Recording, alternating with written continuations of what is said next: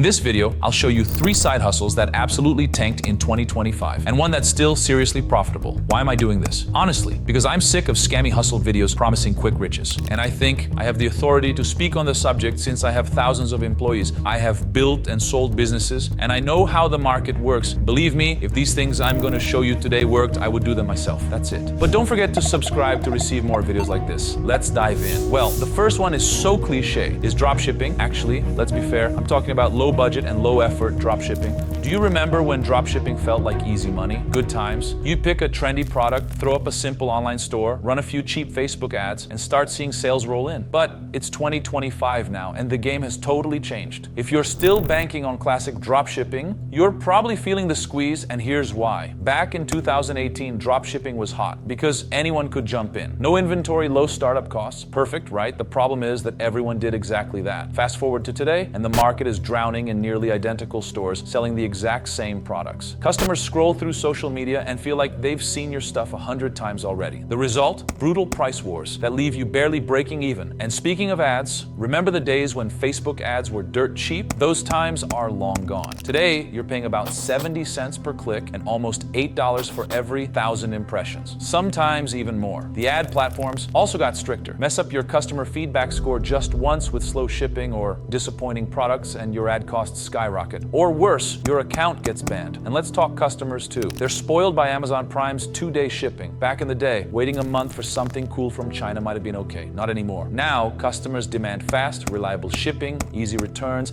and decent quality. And if they don't get it, negative reviews flood in, chargebacks pile up, and your store's reputation tanks. Platforms like Shopify, Meta, Facebook, Instagram, and Amazon have all tightened their rules as well. Shopify's payment partners like PayPal regularly freeze accounts that have sudden sales spikes or delays. Amazon demands you ship promptly, handle returns seamlessly, and stay squeaky clean on reviews. Super hard to do when you don't control your inventory. TikTok even jumped in, pushing sellers towards keeping products stocked locally through their own fulfillment service. On top of all this, regulatory headaches have ramped up significantly. The US is closing the tax loophole that made small imports duty-free, meaning even cheap products will soon face customs duties and increased paperwork. Plus, every state now demands sales tax collection, even from small online sellers, adding complexity and eating into your thin margins. Margins, by the way, have gotten slimmer every year. Typical dropshipping now yields maybe 15 to 20% profit per sale, often less once you factor in skyrocketing ad costs and endless returns. Selling cheap items at volume worked in 2018, but today's crowded market and rising costs crush profits fast. Also, major part of dropshipping business. So what's next? Smart dropshippers have evolved. They're branding products to stand out, stocking inventory locally, pivoting to high-ticket or niche products, or even moving away from physical goods entirely into digital products and services. So it is still possible to do dropshipping, but it has to be taken very seriously. It can't be just a side hustle, and it will be a lot of work. It will take up all your time. Combining it with a 9-to-5 job is almost impossible. The second hustle that I think doesn't work anymore, not without a lot of effort and budget, is the AI hustle. Back in 2023, everyone swore AI side hustles were a gold rush. The idea was simple. Leverage AI to automate tasks, create content, sell prompts, or build mini digital empires. Fast forward to 2025, and it feels like that promised gold rush turned into fool's gold for most. Why did this seemingly foolproof trend hit a wall? For starters, saturation exploded. With ChatGPT, Midjourney, and 1,000 other tools easily accessible, every solopreneur, student, and freelancer jumped onto the same train. Remember when Instagram influencers suddenly popped up everywhere? AI hustles face the exact same problem. When everyone's doing it, standing out becomes impossible. Consider prompt selling. At first, it was easy. You write a clever instruction set for ChatGPT, slap it onto marketplaces like PromptBase, and watch the cash roll in. But by mid-2025, PromptBase alone had ballooned to over 1.2 million prompts listed, up from just 150,000 in 2023. Now, the average seller struggles to make even $50 a month because customers are flooded with free alternatives, Reddit threads, and YouTube tutorials offering equally valuable prompts. Then there's content creation with AI. Early adopters enjoyed massive traffic because Google and YouTube YouTube algorithms initially favored fast AI-generated content, but now algorithms evolved to identify and downrank generic AI-created posts. Google's 2024 helpful content update drastically cut organic reach for sites that churned out repetitive AI-generated articles. Sites that had 500,000 monthly visits in 2023 now barely crack 10,000. It turns out quantity doesn't trump quality after all. And what about AI automation tools like AutoGPT? They were supposed to revolutionize how freelancers operated. Initially promising efficiency, they instead created a commodity marketplace. If everyone can automate client outreach and proposal writing, the value plunges. Another overlooked factor: costs crept up dramatically. AI tools initially launched with enticing free tiers or low-cost plans. But now premium subscriptions are standard. Regulations also kicked in. Platforms like TikTok and Instagram enforced stricter guidelines around AI-generated visuals and deepfakes, banning or shadow banning content without explicit labeling. Influencers using AI-generated images without clear disclosures faced demonetization and reduced reach, choking revenue streams overnight. All this doesn't mean AI itself is useless. Far from it. Big companies and genuinely skilled professionals still leverage AI effectively. But for most solopreneurs looking for a quick, AI-powered buck, 2025 proved a harsh reality check. No tech shortcut substitutes real, differentiated value. To truly succeed now, you need creativity, niche-specific expertise, or human authenticity, things AI can't replicate so easily. In short, AI side hustles in 2025 aren't impossible, but they sure aren't easy money anymore. The gold rush is over, leaving behind only those willing to innovate beyond copy-paste solutions. And going to the third hustle that I think doesn't work anymore, and this one seems to be the one that works the least. Even with effort, let's talk about basic freelance writing and translation first off. AI drastically disrupted the writing and translation game. Tools like ChatGPT, Grammarly Go, and DeepL initially boosted productivity, but soon began eating into freelancers' market share. Clients quickly realized that AI-generated content could fulfill most basic needs at a fraction of the cost. Why pay $50 for a short blog post or translation when an AI tool can generate something passable in seconds for practically nothing? This AI explosion led to massive price erosion. According to a 2025 Fiverr report, average rates for basic writing and translation tasks dropped compared to 2023. Freelancers who once comfortably charged 10 cents per word saw rates plunge to 5 cents or even lower. High competition combined with automation drove pricing into a race to the bottom. Market saturation also played a huge role. With minimal barriers to entry, the freelance marketplace became flooded with hopeful writers and translators from around the world. Upwork reported over 1 million active freelance writers and translators by mid-2025, double the number from just 2 years earlier. Standing out became almost impossible, especially for those without niche expertise or advanced skills. On top of that, expectations skyrocketed. Clients no longer just wanted basic translations or simple articles. They expected SEO-optimized content, deep industry insights, and multilingual proficiency, all at budget rates. Freelancers who couldn't provide specialized knowledge or in-depth content struggled to find steady work. Platforms themselves adjusted their algorithms, pushing high-volume, AI-enhanced freelancers and agencies to the top, leaving independent freelancers further behind. New freelancers faced an uphill battle to even get visibility, often investing hours into proposals and pitches for minimal return. Moreover, automation tools and AI services made routine freelancing tasks easier, enabling clients to bypass freelancers entirely. Businesses increasingly subscribe directly to AI-powered writing and translation tools, cutting out the freelance middleman altogether. While freelance writing and translation still have niches where they thrive, particularly in specialized fields requiring deep subject matter expertise or nuanced cultural understanding, the basic entry-level work that drew many into freelancing in 2023 is no longer sustainable. By 2025, freelancers need advanced skills, niche expertise, or exceptional creativity to remain competitive. In short, if you're still relying solely on basic freelance writing or translation in 2025, you're likely facing tough competition, plunging rates, and dwindling opportunities. The freelance landscape has evolved, rewarding specialists and experts far more than generalists. Now, if these things don't work, what does? First of all, the basics done right. But being real, I have several businesses, as I said at the beginning of the video, and there is a decision I made back then that benefits all of my businesses: to start posting videos and grow my social networks. And I would start like this. I think it's a good start because you can record videos and work 9 to 5. It's not hard to reconcile. You'll obviously work more, but that's not a problem for those who want to start and are determined, right? But a second point is that producing content is free. You can start with your cell phone. Eventually, you'll have to buy things to scale this business, like cameras, a better microphone, but you can do all of that little by little. And leaving aside the bullshit, let's talk about business. Let's talk about technical things here. There are two very important points you really want to know: how it will return, how much you will spend. First, talking about the return on producing content. There are many ways, infinite ways to make money with it. The thing is that producing content is just a way to reach your customers and not the entire business model. I've made money with books, mentoring, lectures, financial consulting, financial planning, and my clients learn about and access these products through the internet. But I'll talk about the main ones here. The first is AdSense. To be honest, the money from AdSense is very small and it takes time to monetize. I know because in addition to this channel, I have one with 7.18 million subscribers. And although I make a good amount of money now, not crazy by the way, this has never been my main source of income with the channel. So I wouldn't count on it unless you really want to make the minimum effort, in which case it's worth it, but the return will be lower too. The second way is digital products. You can sell books, mentoring, and anything else that doesn't involve physical products. It's easy to create and easy to launch, but this will require planning and content creation, as I said in a previous video that I'll leave in the card above. You can even use AI to help you, but let's be honest, it's still not that good at doing all the work for you. You'll have to review everything, get your hands dirty, but of course, it will make the whole process much simpler. And the third main way is through partnerships and lectures, and I think this is a great way to grow. In the past, it was expected that an influencer would have millions of subscribers to promote products, be an affiliate, and things like that. Today, with a few thousand, you can start sending emails to companies looking for partnerships. And speaking of affiliates, this is a second plan that doesn't work very well on its own. But if you already produce content and have started to establish a subscriber base, it becomes much easier to make money on this and it becomes much more profitable because then you will have someone to sell to and your commission will multiply. Not to mention that the effort to find people will be much less harder. Now, talking about costs, there are two big advantages in content production: infinite scale and negative CAC. Maybe you are not familiar with the terms because you have never been an entrepreneur. So let me explain. Scale is increasing the company's capacity to grow and meet a greater demand without this implying a proportional increase in costs or resources. In other words, think of a teacher. He teaches a number of students at a school. To scale, he would have to go further, serve more students, more schools, but maybe it would be too much work or difficult because he has limited hours in the day. Okay, and what can he do? Give classes online, create a course, private classes, and provide the same quality of education to a greater number of people. That is what I personally did. I was already financially free before I created any YouTube channel. And I had a financial consulting company for a long time. When I sold that company, I realized that I could help a lot more people financially on the internet, reaching a mass of people all at once. Today, my company's entire social media network reaches 40 million people annually. That's insane. And this is totally connected to negative CAC. First of all, let me explain what negative CAC is. CAC is your cost per customer acquisition. In other words, the cost you have to reach any customer,